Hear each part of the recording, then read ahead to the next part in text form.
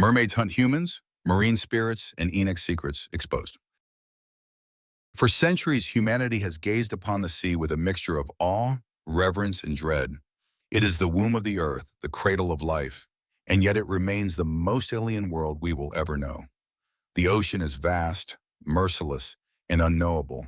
Beneath its glittering surface lie entire civilizations of creatures, most undiscovered, most forever beyond the grasp of science. And within this abyss of mystery, one legend persists across continents, across languages, across every faith and culture: the mermaid. To the modern American imagination, she has been reduced to an innocent fantasy, an enchanting Disney siren, a harmless maiden of the waves singing songs of love. But history tells a darker story.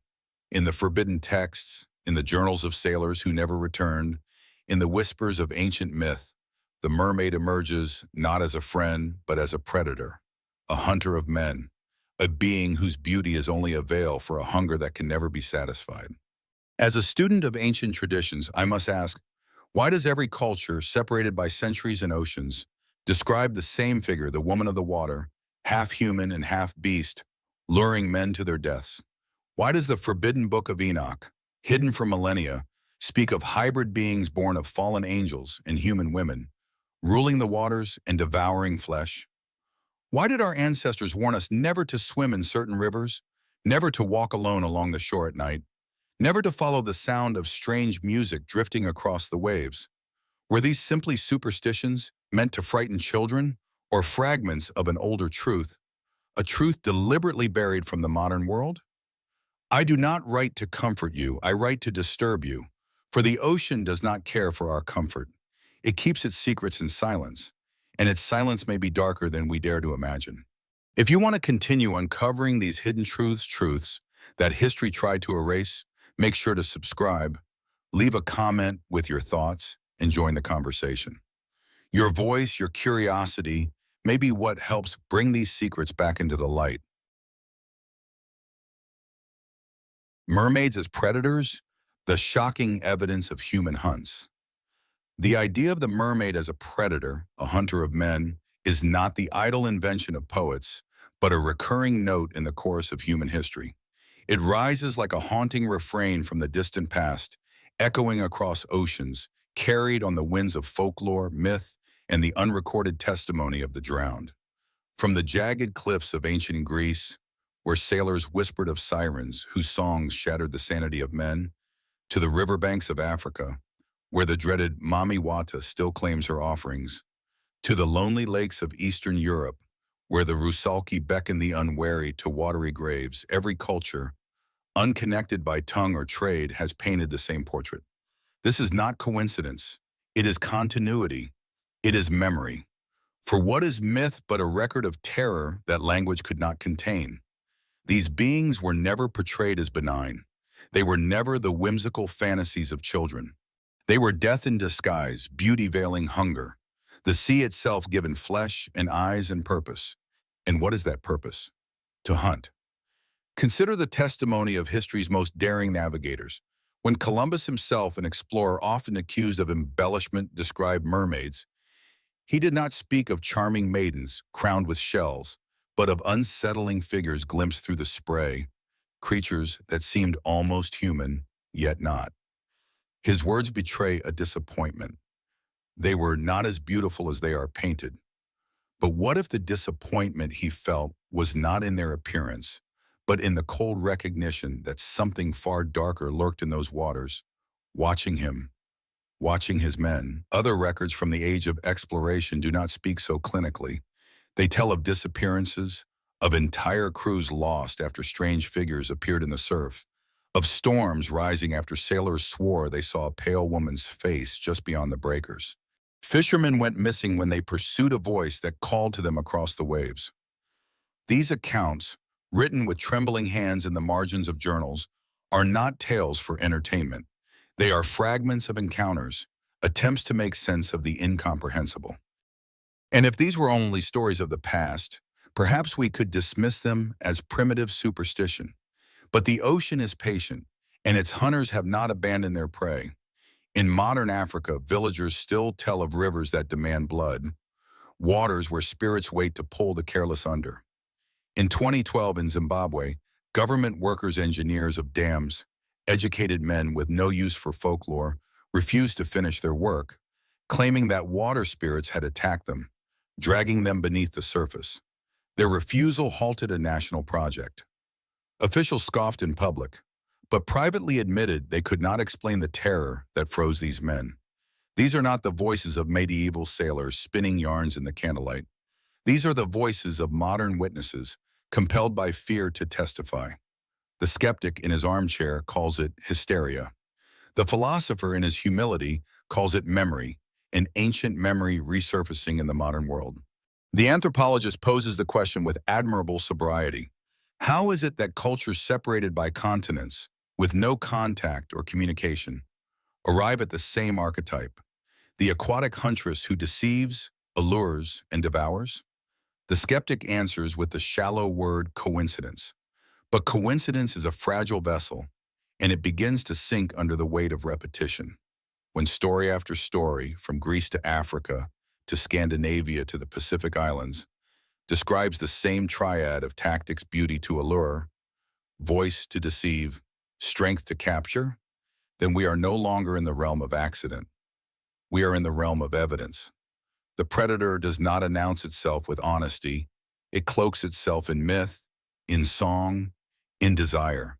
And across millennia, humanity has remembered. From a philosophical perspective, this is where the story sharpens into a blade.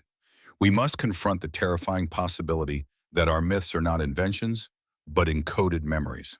Memories of encounters so traumatic, so incomprehensible, that they could not be preserved in prose or science, but only in symbol and story. We call them mermaids. We call them sirens. We call them spirits. But perhaps these are only the masks of the same phenomenon, the same predator. If this is so, then the legend exists not because it is false, but precisely because it is true. A lie does not endure across continents and centuries, only a memory does. Think then of the human condition, fragile, mortal, wandering across the surface of a planet where the sea covers more than 2/3 of the earth. The ocean has always been our boundary, our fear, our mystery. And within its depths, perhaps, dwell predators whose patience exceeds our histories, whose hunger explains the disappearances we chalk up to storms, whose intelligence haunts the songs that seem to come from nowhere. If this is true, then the mermaid is not a fairy tale. She is the ocean's emissary, its assassin, its whispering voice of death. And so we ask, trembling, if these beings hunt, what are they? Animals misidentified by frightened eyes? Spirits born of the deep? Or something darker, something ancient, something that remembers us as prey? The philosopher is forced to admit what the skeptic denies, that the sea is a book we have never read, and the margins of that book are written with warnings. The mermaid, the siren, the spirit of the water. She is not merely a symbol, not merely a nightmare. She is a presence. And the truth of her hunts may lie not only in the clichés but in the present, beneath the waves that still sing, in voices that still call. Marine spirits or demonic forces? The terrifying connection. When one peers into the vast archive of the world's religious and esoteric traditions, a grim pattern emerges with unnerving clarity. The oceans are not barren spaces filled merely with fish, currents, and tides, but living realms of spirit. To the ancient mind, and perhaps to the perceptive modern mind as well, the sea was never empty. It was inhabited not only by creatures of flesh and scale, but by intelligences that dwell in the shadows of the deep, intelligences that demand something from mankind. They are spirits that hunger for sacrifice, that whisper bargains to desperate mortals, that can offer wealth, beauty, or power, yet always exact a price. A fisherman may pray to them for a full net, a sailor for safe passage, a wanderer for fortune. But every gift is a contract, and every contract is written in blood. In West Africa, this force wears the name Mami Wata. She is dazzling, seductive, adorned with serpents and mirrors, embodying wealth, temptation, and the peril of beauty. To those who honor her, she may grant prosperity or healing. But to those who defy her or those who fall under her spell unprepared, she offers ruin, madness, even death. In Haitian Vodou, the presence of the water spirits is not abstract but visceral. They arrive in ceremony, seizing the bodies of worshippers, possessing them, speaking through them, demanding offerings, their sharmwings. The Atlantic itself, scarred by the memory of slavery, is said to be filled with these restless marine intelligences. And in Europe, long before Christianity, rivers and lakes were ruled by naiads and nymph spirits, both alluring and lethal, whose kisses could smother and whose embraces could drown. These beings, spread across cultures and centuries, share more than beauty. They share hunger. They demand our attention, our reverence, our fear, and sometimes our lives. They are never neutral. They do not simply exist beside humanity. They intrude upon us, they ensnare us, they consume us. And here the line between spirit and demon begins to blur. What is a demon if not a spirit that feeds upon mankind? What is the difference between a mermaid who drags a man beneath the water and a demon who drags a soul into the abyss? In both cases, the outcome is the same: humanity reduced to prey. From a philosophical vantage, the ocean itself becomes more than geography. It becomes a metaphor for the abyss of the unconscious, the vast reservoir of the human mind that terrifies us precisely because it cannot be measured or controlled. To step into it without caution is to risk being devoured by what is larger than you. In this light, marine spirits are not merely folkloric phantoms, but archetypes, embodiments of the truth that man is fragile, surrounded by forces too vast, too intelligent, too hungry to ignore. The ancients, in their myths and rituals, named these forces and warned us of them. They knew, in ways we have forgotten, that the sea is not simply water but a threshold. And yet, what chills the blood most is not simply the existence of these spirits, but their demand for ritual acknowledgement. Across the centuries, sailors poured wine into the waves before embarking, an instinctive act of appeasement, as though the sea herself needed her thirst quenched before sparing their lives. They whispered prayers to the ladies of the water, leaving coins or flowers at the shore. In the Caribbean today, some still leave offerings on beaches, believing that the spirits must be honored or they will claim their due in flesh. Why does this belief persist, even when science has supposedly banished superstition? Perhaps because it is not superstition at all. Perhaps because, beneath the polished rationalism of the modern world, memory lingers. The ocean does not forget, and neither do those who live within it. It is in this realm of ritual that the connection to demonic forces becomes unavoidable. For what is most striking about these marine entities is not their bestiality, but their intelligence. They are not sharks or crocodiles, predators driven by instinct alone. They are beings that negotiate, beings that seduce, beings that bargain. They speak, they make promises, they demand loyalty. In nearly every culture that names them, they are more than animals of the deep. They are persons with wills, with agendas, with appetites. And appetites, when mingled with intelligence, are always dangerous. The philosopher must admit that in this overlap, myth converges with theology. Demons in Christian thought are not monsters of fang and claw, but tempters, whisperers, bargainers, feeding on souls rather than flesh. Yet what is the difference finally between being drowned in body or drowned in spirit? What is the difference between being consumed by water or consumed by despair, madness, ruin? In both cases, humanity is diminished, devoured. Thus, when one stares too long at the figure of the marine spirit, whether she is called Mami Wata, Rusalka, or Naiad, one sees not only a beautiful predator, but a demon in disguise. In this convergence, a terrible realization dawns.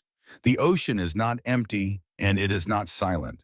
It is inhabited by beings whose hunger is not for food, but for us. They demand our reverence, our offerings, and when we refuse, they take their payment in suffering. They are predators, not merely of the body, but of the soul. And if this is so, then humanity's long history of fear before the sea is not ignorance. It is wisdom. The sea is haunted, the waters are alive. And those who dismiss these truths do so at their own peril. Why these secrets were hidden and what they mean for us now. Knowledge, though celebrated as light, is also fire. It warms and illuminates, but it can burn the world that dares to grasp it. And so, throughout history, certain truths have been hidden, not because they were false, but precisely because they were too dangerous. Why, we must ask, were the legends of mermaids softened into harmless cartoons? Why was the Book of Enoch excluded from the Bible, locked away, branded as forbidden? Why are the countless testimonies of sailors, villagers, and priests dismissed as mere superstition? The answer is not ignorance nor accident. It is a strategy. It is the deliberate burial of dangerous knowledge. Because to reveal these truths would be to unsettle civilization itself. Imagine if the masses believed that the oceans were not empty expanses governed only by natural law, but hunting grounds inhabited by intelligent predators with spiritual power. Trade would halt. Exploration would shrink. Entire economies would tremble beneath the weight of collective dread. And fear, above all else, weakens nations. It was safer to lull humanity with fairy tales than to confront them with monsters. So the knowledge was hidden. The ancient warnings were scrubbed from our memory, rebranded as myth, stripped of their terror, and painted over with pastel colors and children's songs. The rituals once performed to appease the sea were ridiculed as primitive, their practitioners dismissed as ignorant savages. The Book of Enoch, one of the few texts to whisper too clearly about hybrid beings, fallen angels, and entities bound beneath the deep, was declared heresy. But like all suppressed truths, the story did not vanish. It sank beneath the surface, like a body thrown into the waves, whispering still in the currents, crying out in the voices of the drowned. The sea remembers what men try to forget. Philosophically, this concealment reveals something far more damning about us than about the entities themselves. Humanity cannot bear too much reality. We are creatures of fragile mind, fragile spirit, preferring illusions that comfort us over truths that terrify us. We wrap horror in lullabies. We soften death into bedtime tales. We hide the abyss beneath painted masks. But illusions have their limit, and the limit is now upon us. The ocean is rising. The storms are no longer whispers of myth, but roaring judgments upon our coasts. The seas erode the land, swallowing villages, cities, nations. In our arrogance, we press deeper into the waters with submarines, drones, machines meant to map and mine what was once untouched. And yet, in our descent, what if we find more than fish? What if, as our ancestors feared, we find the watchers in the deep, the intelligences that were bound, the predators that remember us, the spirits that hunger? Science can measure pressure and temperature, but it cannot explain the sudden disappearances, the uncanny lights seen by divers, the voices that seem to echo from nowhere in the abyss. Perhaps we are approaching the moment when the illusions will crack, when what was hidden will rise again. And so we ask, trembling, what does this mean for us now? It means vigilance, because the world we inhabit may not be as secure as we imagine. It means humility, because our arrogance has blinded us to the possibility that we are not alone, even here, even now. It means remembering that the stories passed down through centuries were not mere entertainments, but coded warnings, signs meant to preserve us from disaster. Myths are not lies, they are shields. And we have laid those shields aside, we have mocked them, we have forgotten them. But the abyss does not forget. The abyss waits. If we ignore the warnings, we may once again become prey. We may once again fall to the same fate as those nameless sailors whose ships vanished into the storm, as those villagers who whispered of rivers that took their children, as those who followed voices into the waves and were never seen again. The mermaid is not the princess of Disney. She is not the sweet song of innocence. She is the predator described in Enoch, the hunter of men, the spirit of the abyss. She is the voice in the storm, the hunger in the dark, the face in the water just before you drown. And perhaps if the old testimonies are true, she has never left. Perhaps she waits still, just beyond the surf, just beneath the boat, just at the edge of our hearing, watching, listening, hungering. Humanity, arrogant and blind, believes it has conquered the seas, but the seas are not conquered.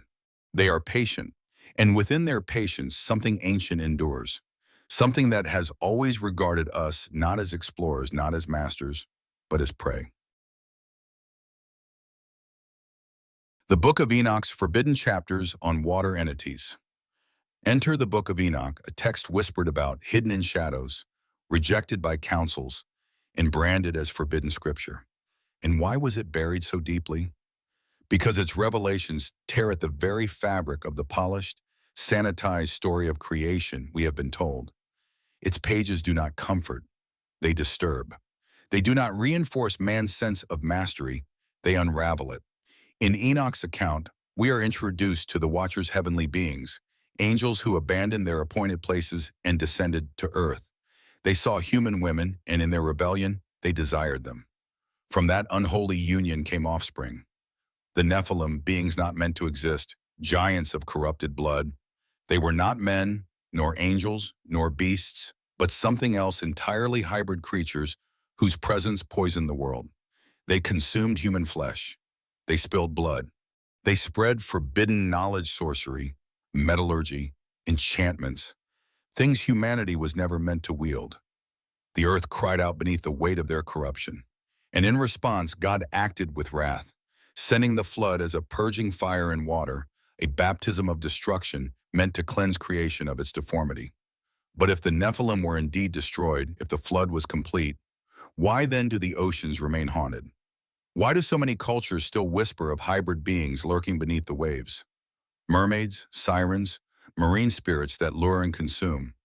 Why does this archetype refuse to die? Could it be that not all perished in the deluge? Could it be that some, foreseeing destruction, fled into the one place humanity could not follow, the deep? The abyss of the sea, the dark trenches, the ocean floor untouched by light, where no man could descend, no ark could float, no flame could reach. Enoch himself gives us a chilling clue. He records that the Watchers were punished, not annihilated. They were bound, shackled in the abyss, trapped beneath the earth and the waters, awaiting judgment. That word abyss haunts us. The abyss is not the sky nor the land. The abyss is the sea, the deep, the uncharted trench where pressure crushes steel and silence swallows sound. It is there, Enoch suggests, that these fallen beings were imprisoned. If so, then what of their offspring? Could the Nephilim, though cursed, have slithered into those depths, mutated, adapted, survived? Could their remnants, half flesh and half spirit, have endured the millennia, becoming the source of every dark legend we still whisper by the shore? This interpretation reframes the mermaid, the siren, the marine spirit. They were never harmless symbols of beauty or lust. They were not merely misunderstood dolphins or overactive sailor imaginations. They were hybrids. They were the offspring of rebellion, the spawn of heaven's corruption and earth's innocence. They were half spirit, half flesh, and their appetite was not for fish but for us. When the myths speak of men dragged beneath the water, when the tales speak of voices calling in the dark, when the rituals speak of offerings demanded by the sea, these may not be fictions, but fragments of memory. They may be encounters with Nephilim remnants preserved in story because to speak plainly would have been too dangerous. And this is why the Book of Enoch was silenced. For to admit its words is to admit that the seas are not empty, not safe, not ours. To admit Enoch is to confess that we are not alone, not on land, not in the air, not even in the waters we sail across so carelessly. The oceans cease to be playgrounds for commerce, leisure, and science.